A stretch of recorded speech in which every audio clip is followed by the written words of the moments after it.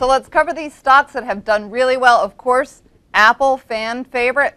You can't go wrong here. I mean, this stock just keeps moving higher. Well, Apple's been a great barometer for traders. You know, we go in the trenches all the time with Apple and some of these high beta tech stocks, but these stocks performed so well over the course of that 5-day rally. Plus, on the days that we were down, they went green, so they gave us clues that we actually can reverse. So if you look at Apple now, the chart broke a macro area. I've spoken about it many times. This was, the last consolidation. It broke above this downtrend, came back, pushed a little into it, tested it, held higher, broke this mini pivot. We talked about buying more above 385, and now look at it, a stone throw away from these highs. So I'm actually happy we're down today. I'd like to be able to rebuy Apple for cash flow anywhere around this 390. So if we could pull back to 390 in the next day or so, this market weakness, I'd like to buy more, and then the next buy price is when it breaks above 404 for a new move highs and that move that we just saw in Amazon, which we can go over on the next page here. Right. Well, as you mentioned, you're talking about Apple getting to new highs. Amazon hit a new high on Friday. So what do you do with that? Well, now you can't do much except for, at this point, be a little happy that we have this down open, because Amazon, like 3 weeks ago, I said this stock acts best. This is going to be at new highs first in high beta land. Lo and behold, that happened Friday. So if you're holding it, congratulations. If you look here on the chart, you will see this is why traders love when stocks make new 52-week highs, because when they go, they squeeze every short. There's power, and this one closed on the dead highs. What was tough, though, is look where it came from. This was the lower pivot we talked about. This was your calculated entry around 220. So if you got in here, added for momentum, hopefully you sold some into this extension. So now sometimes, you see a retest of that prior high breakout. So if you miss this move in Amazon, I would say look to buy back anywhere between like 225 and 230 if we have the luxury of buying back here, because Amazon doesn't really pull in that much. All right, Scott, we talked about the financials earlier, how badly they've been doing, but two companies in the financial group have done well. Credit cards, MasterCard and Visa. Every quarter, it's just wonderful. It's great. They're making money. Let's talk about those stocks. Well, MasterCard has been showing relative strength during the whole decline. That's why we use relative strength. And then it tried to break out a little earlier than it was ready for, and then finally had a successful breakout last week to show you that you still can be a stock picker. MA, take a look at the chart here. You'll see this is when it tried to break out a little premature. This is when the market wasn't ready to rally. That was a short-term sell signal. But look what happened. Came right back, held this recent uptrend, worked its way higher, and then broke above. So if you're investing in MasterCard, sit tight. If you want to buy it back as a trader, it could come in and retest this 338 area as it's not going up in a straight line. Look to see it hold higher and then get back, because if we get traction again, this will make new highs once again with your Visa, which is just starting to break above. So it's giving you some time to continue to buy it. Both of these are investment quality, and they've been rewarding traders looking for relative strength.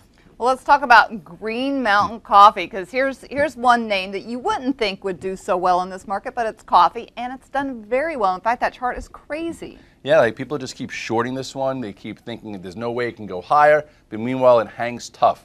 This stock, to me, is a breakout candidate. I think you need to watch it. If you look at the chart here, you will see GMCR is holding right in front of those old highs. So for traders, I think traders are going to be looking to add to this position or play for a breakout above 111, 112. Like MasterCard, it tried to go, wasn't ready, came in, held a nice moving average, and now a little bit more sideways action. We start to rally above 111. This thing could look like a wide range bar that will reward traders looking for a breakout.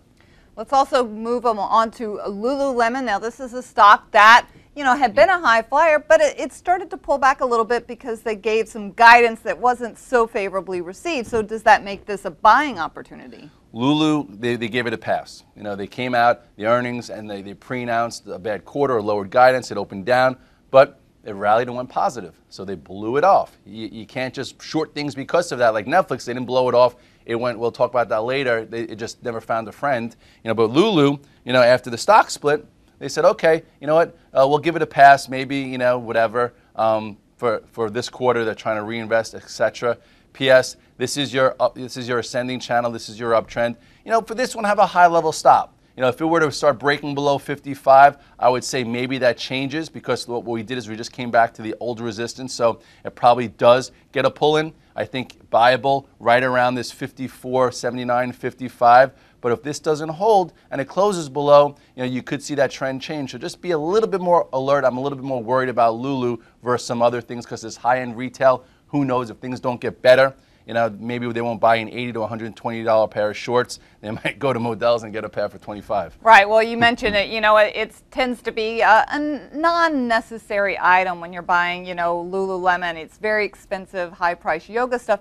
Under Armour, though, is pretty reasonably priced, and you know, it's a lot more athletics going on with the Under Armour brand, so that one's been also going to new highs. Plus, you also have, I think, some speculation that Nike might be taking them, and you never buy something on speculation of that, but it's hard to be short when you hear that. Under Armour, I do think looks good. It's coming back to the old highs. You know, we talked about it a few times. This was your last pivot buy when it broke above this resistance here around 73. Now it's probably going to pause. If you look at the size of this run, this has just been huge. So if it could hold above this 75 and hold higher, you know, as a trader, above 80, you can get a breakout trade. But for right now, it's a bit overbought. I would say try and buy a pull-in down to this 73.50, which was the last move it had, considering it's a fourth move from those lows. All right, Scott, let's talk about these quick hits. Now, Moody's said they were going to downgrade the banks this week. Let's see if they keep with that. Wells Fargo, what do we do? Well, the banks have been, like we said, a laggard. They haven't had any upside. Wells Fargo, you take a look at the chart here, it has, you know, really had no traction whatsoever. If Moody's comes out and downgrades the banks and they don't go down, that's a sign that maybe, you know, they're oversold enough and priced in enough that they can go higher. I would say Wells Fargo, if it starts getting above 26, you could see a move, but right now, you know, if you have to be in a tier 1, stay in a tier 1. Do not add. Use this 23 as your stop. Same type of, you know, thesis on all these banks. But if it starts to break these lower pivots to the upside and a downgrade can't get lower, maybe that would be very helpful for the markets. All right. Oracle, Adobe, they both report on Tuesday. So how do you trade this ahead of the earnings? Because there's a lot that's going on with Oracle. They've got exposure to Europe. They've also got exposure to the financial sector. They have some bad things happening, but they have some good things happening. So it's a little 50-50. Well, that's why you have to see where it is on the chart. So if it had a big move going into earnings, it's a little bit, you know, I'd be a little bit more cautious taking it into earnings. But Oracle has been one of those chosen stocks that has acted well over the past few years, better than a Microsoft, better than an Intel. You know, but Intel recently just had a nice pop. We'll get to that. If you look at Oracle here, I would say if you're long it, you know, this actually broke above this lower pivot. You know, it participated in this 5-day move. It's above one of the key moving averages. I wouldn't just initiate it ahead of earnings, but I would hold it. You know, and on a good report, it could pop to 31, and that's where I would sell some and just keep trading the range here. I only like buying these mega caps on extreme weakness because if you buy them when they're up, they just never tend to reward you. All right, you mentioned Intel. Intel had a great comeback. Can they keep it going? Yes, I have to give Alex some kudos. She came in here last Monday telling me about the Intel Developers Conference with Microsoft. I kind of chuckled. But I said, you know what, you could buy it in the low end of the range, but Intel never gives you more than just a day-and-a-half move. It gave you a 5-day move. So what's important now is you look at Intel, you know, it just shows you could time things. Look at this lower pivot. This is where it was the day we spoke about it. I talked about maybe buying it for a move to 21-ish, and look where it went. It went to 22, to the old resistance. So now, you know, for Intel buyers, if you sold this extension, I would say you look to buy back some Intel around 21, and if it holds higher, it could remain in the game for higher prices this year because people need a place to put their money. They need a name you know, they need a dividend, and they need liquidity, and some of these mega cap stocks are starting to provide that, so I would say the complexion is changing a little bit. All right, let's talk about Baidu. It looks like the lows are starting to get higher there. Yeah, it's moving up. It didn't really blast off like an Amazon or an Apple last week. It's getting tight. I'm going to look for Baidu above 149. This is a nice tight, I love tight ranges because it gives you an entry. So if this starts to get above 150, you could see a move higher. So I would stay tier 1 if anything. And if you're looking just to trade it, don't trade it until you see a 30 to 60 minute close above 149, and then it could get frisky. All right, we talked about coffee earlier. Let's talk about Mexican food, Chipotle. I'm a little uncomfortable with this PE. It feels very high to me. But you tell me. I mean, can we keep moving? Well, I go to the gym at lunch and I walk by Chipotle and the line is just There's around always the corner. a line, It's right? crazy, and that stock action, says it. You look at it here, it made a nice move off of support. It's above all the moving averages, nice tight range. Seems like it's an institutional favorite in the game. I would say if the market gets some more traction above 319, 320, I wouldn't want to be short this thing. I would say my traders will be looking for a breakout move. Then we go to the old highs and then even higher. This looks good. This looks institutional quality. All right, so we've talked about all the good things that Chipotle has. Let's talk about all the bad things that Netflix has done. I mean, it has just creamed the investors. People are just not happy. The customers aren't happy. No one's happy. Over the weekend, they're splitting. So Right. what do you do with that? Well, hopefully people have already adjusted all their positions for Netflix. Over the course of the past 2 months, I talk about a go-to list. And I think 5 to 8 times I've been like, why is Netflix so weak? Why is it not bouncing back with the other go-to stocks? So when you see things like that, you have to read into it saying maybe someone knows something. And obviously they did because they came out and they lowered all their subscriber growth and whatnot. If you look here at Netflix, technically, it showed you when it changed character, when this uptrend broke that started in March. It broke below it, retested, couldn't get back above it. And then every time the market rallied, this is not a rally for Netflix. Look what it used to do. It used to go from here all the way up, from the bottom, make big moves. Now it kept making like lower highs, high, lower high, lower high, lower high, just showing extreme weakness. So that's when you have to lighten up. That's when you have to take notice. And now look at it. 2 huge down days after that pre-announcement. So now I would say as far as investors, it's tough because it's going to take so long to get rid of those memories as a trader. It's coming into an area, just fill this gap. I would use for a trade Friday's low. So what does that mean? That means you have a stop, you have a gauge right here. This low is, what is this? This is 154.14. If you want to be long versus the low, that's okay. If you want to be short through it, if it comes back above it, the drill 80-20 trade, then you're long at this level versus level. Look at it as an action area.